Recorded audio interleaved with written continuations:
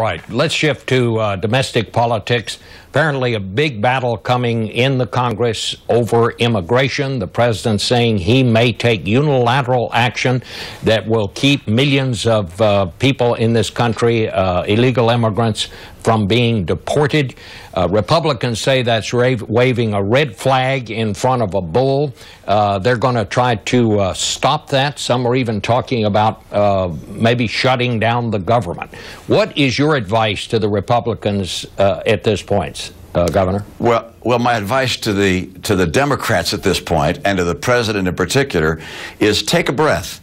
The president said that he was not on the ballot in the election that was just held, but that his policies were. And the American people sent a very clear message to the president about his policies. They're not happy about them.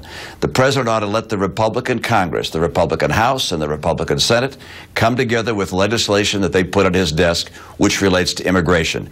And he can veto it or not, but let the Congress and let this election have its say, as opposed to jumping in and by doing something unilaterally and in a way which is extra-constitutional. He's poking an eye of the Republican leaders in Congress, and he's making it more difficult for there to be a permanent solution to this issue. What he's proposing to do is a temporary solution which would ultimately potentially be reversed by a Republican president. It's the wrong way to go. It doesn't help the people that are really hurt by the lack of policy in this area, and it's going to set back as opposed to bring forward the needed reforms that the American people want.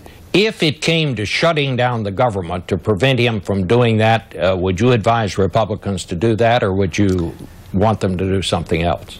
Well, I think there have got to be more productive ways for us to be able to impress on the president the need to work for a permanent solution as opposed to a temporary stopgap solution.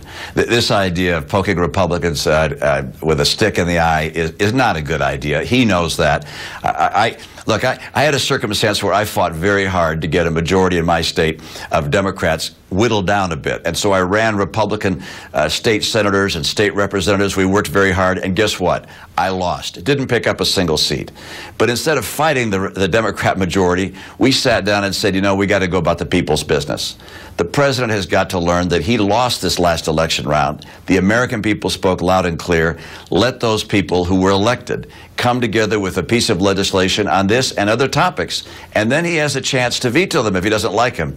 But the idea of violating the principles of our Constitution, which is a balance of power, checks and balances, that is something which is wrong, and I think would not be to the president's benefit.